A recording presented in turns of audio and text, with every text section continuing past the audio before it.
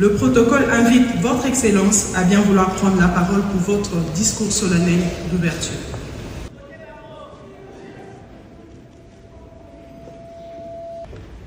Mesdames et Messieurs,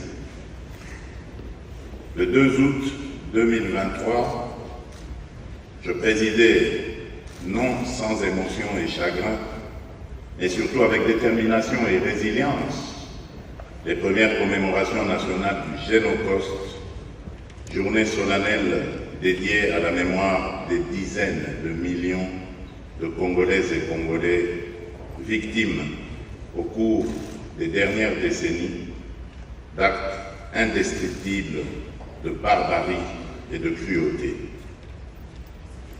Ces actes, orchestrés par certaines puissances régionales et leurs complices internes, ont été motivés uniquement par leur obsession à exploiter illégalement et contre nos intérêts les ressources naturelles de notre pays, à occuper nos terres par la destruction ou la déportation forcée de certaines communautés locales dans le seul but de déstructurer notre identité nationale.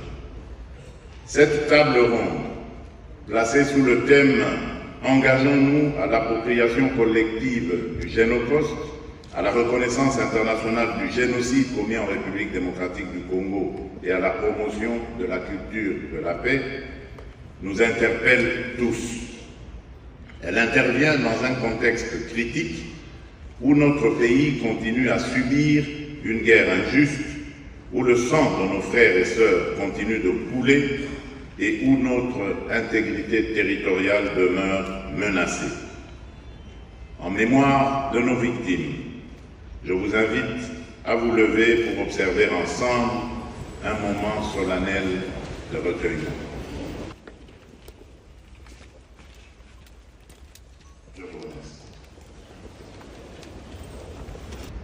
La République démocratique du Congo a une histoire riche, mais profondément complexe.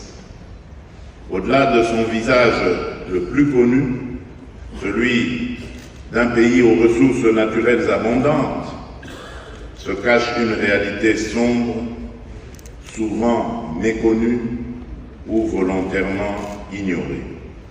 Longtemps ignorée ou minimisée par la communauté internationale, la vérité commence enfin à émerger.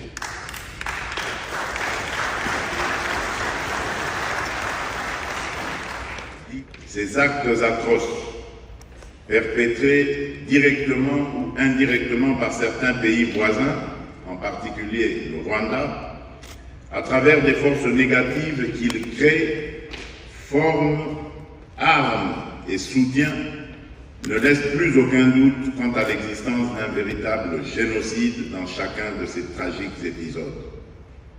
La République démocratique du Congo, fidèle aux engagements internationaux pris, notamment à travers la Convention sur le génocide et le statut de Rome, ne ménagera aucun effort pour que justice soit faite, pour que la dignité de nos victimes soit restaurée et pour que l'histoire vraie de notre pays soit enfin écrite par les Congolais eux-mêmes.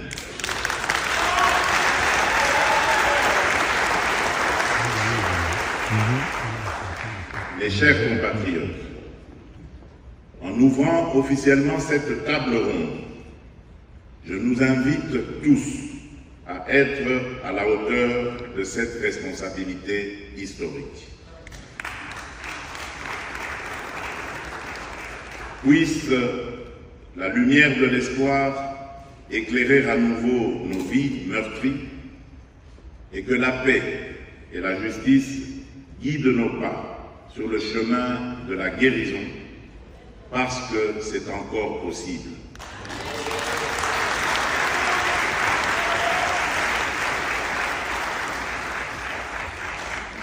Ne pas oublier, ne jamais répéter et commencer à guérir. Plus jamais seul, que Dieu bénisse la République démocratique du Congo et son peuple. Je vous remercie.